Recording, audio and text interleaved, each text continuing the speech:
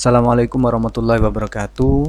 Pada kesempatan kali ini kita akan mempelajari tentang hukum Newton 1 pada benda tegar. Sebelum berbicara lebih lanjut, kita pahami dulu kondisi benda setimbang. Benda dikatakan setimbang jika benda tersebut tidak mengalami perubahan keadaan. Sehingga benda setimbang bisa dalam dua keadaan. Yang pertama, benda dalam keadaan diam. Yang kedua, benda dalam keadaan bergerak. Benda dalam keadaan bergerak bisa dikatakan dalam kondisi setimbang jika dia bergerak dengan kelajuan yang konstan atau tetap. Hukum Newton 1 mensyaratkan bahwa benda dikatakan setimbang jika memenuhi dua syarat. Yang pertama adalah total gaya yang bekerja pada benda bernilai 0, atau bisa kita tuliskan sigma F sama dengan 0, dan apabila momen gaya atau torsi yang bekerja pada benda juga sama dengan 0, atau bisa kita tuliskan sigma torsi sama dengan 0.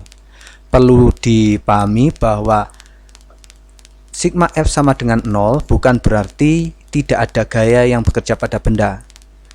Benda bisa dalam kondisi menerima berbagai gaya, akan tetapi apabila gaya tersebut kita hitung totalnya atau resultannya sama dengan 0, maka bisa dikategorikan bahwa sigma F sama dengan 0. Pada kondisi ini, maka benda dikatakan dalam keadaan kesetimbangan translasi. Translasi artinya gerakan bergeser. Dan jika terpenuhi kondisi sigma torsi sama dengan 0, maka dikatakan benda dalam kesetimbangan rotasi. Rotasi artinya gerakan berputar. Apabila terpenuhi dua syarat kesetimbangan, yakni sigma F sama dengan 0 dan sigma torsi sama dengan 0, maka apabila benda semula dalam keadaan diam, maka dia akan tetap dalam keadaan diam. Dan apabila semula benda dalam keadaan bergerak dengan kelajuan konstan, maka benda akan tetap bergerak dengan kelajuan konstan.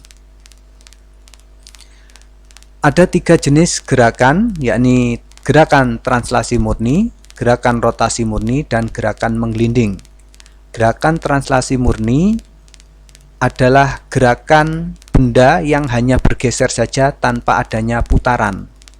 Dan kondisi ini terjadi jika sigma F tidak sama dengan 0 dan sigma torsi sama dengan 0. Gerakan rotasi murni terjadi jika benda hanya berputar atau berotasi saja tanpa adanya translasi atau tidak bergeser. Contohnya adalah gerakan pada kipas angin. Hal ini terjadi jika sigma F sama dengan 0 dan sigma torsi tidak sama dengan 0. Sigma F sama dengan 0 memberikan gambaran bahwa pada benda tidak ada gerakan translasi. Sigma torsi tidak sama dengan 0 memberikan gambaran bahwa pada benda terjadi putaran atau rotasi. Dan yang ketiga adalah perpaduan gerakan translasi dan rotasi, yakni apabila benda selain dia bergeser atau berpindah tempat, dia juga melakukan putaran. Contohnya pada gerakan kelereng yang digelindingkan. Pada kondisi ini, maka sigma F tidak sama dengan 0 dan sigma torsi juga tidak sama dengan 0. Contoh penerapan, ada sebuah kursi taman panjang 200 cm, massa kayu papan yang digunakan untuk kursi sebesar 10 kg, kemudian pada jarak 25 cm dari kaki B, ini diletakkan sebuah beban sebesar 5 kg, ditanyakan tentukan gaya normal yang bekerja pada titik A dan titik B, atau dalam bahasa yang mudah, berapa gaya tekan yang diterima oleh penyangga A dan penyangga B.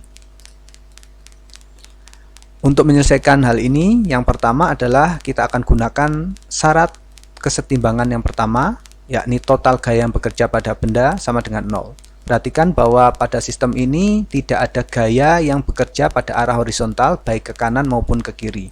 Adanya adalah pada arah vertikal, yakni ke atas dan ke bawah. Ada 4 buah gaya, yakni gaya berat papan, posisinya di sini, di tengah, karena kita anggap bahwa papannya homogen sehingga gaya beratnya ada di tengah, mengarah ke bawah.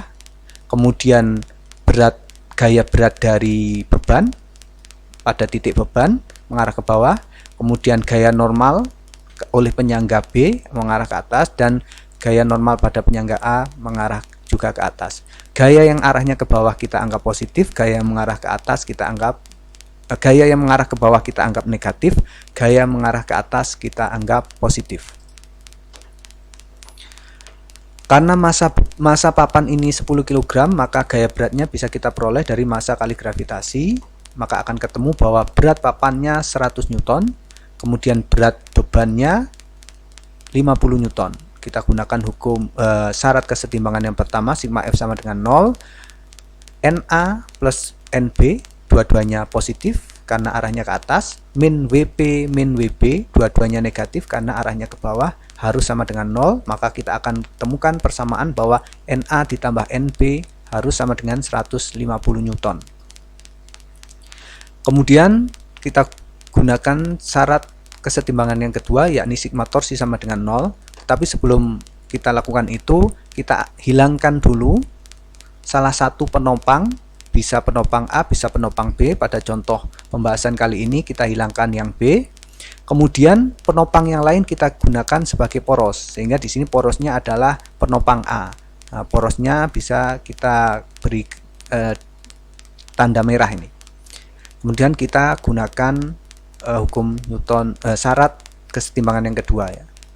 Ingatlah bahwa lengan gaya dihitung dari titik bekerjanya gaya terhadap titik poros, sehingga nanti lengannya NB, ingat torsi adalah perkalian gaya terhadap lengan gaya, maka lengannya kita hitung dari titik bekerjanya NB sampai poros. Begitu juga dengan torsi yang dihasilkan oleh WP misalkan, maka akan kita peroleh dari perkalian antara gaya berat papan terhadap lengan gaya papan, yakni bekerjanya WP sampai di poros 100 cm atau 1 meter. Maka kita gunakan sigma torsi sama dengan 0, ada 4 torsi karena di sini ada 4 gaya, yakni torsi yang dihasilkan NB, torsi yang dihasilkan WB, torsi yang dihasilkan WP, dan torsi yang dihasilkan NA. Perhatikan bahwa NB ini kalau kita tarik ke atas dengan poros di NA, dia akan memutar berlawanan arah jarum jam, maka kita beri tanda negatif, yakni torsi yang dihasilkan NB dan torsi yang dihasilkan NA kita beri tanda negatif. Kemudian perhatikan juga bahwa apabila WB ini menarik ke bawah, apabila porosnya di A, dia akan memutar searah jarum jam, maka kita beri nilai positif baik torsi yang dihasilkan WB maupun torsi yang dihasilkan WB. Torsi adalah perkalian antara gaya terhadap lengan gaya, gaya terhadap lengan gaya, gaya terhadap lengan gaya, dan seterusnya. Maka kita akan peroleh bahwa NB sama dengan 93,75 Newton. Dan tadi kita peroleh bahwa NA plus NB sama dengan 150 Newton, maka kita peroleh juga bahwa NA sama dengan 56,25 Newton. Sehingga hasil akhir dapat kita ketahui bahwa gaya tekan pada penyangga A sebesar 56,25 Newton dan gaya tekan pada penyangga B sebesar 93,75 Newton. Coba perhatikan bahwa gaya tekan pada penyangga B lebih besar daripada gaya tekan yang diterima oleh penyangga A. Hal ini disebabkan B ini dekat dengan beban yang diberikan, sehingga semakin mendekat ke penyangga maka penyangganya juga akan menerima beban yang semakin besar.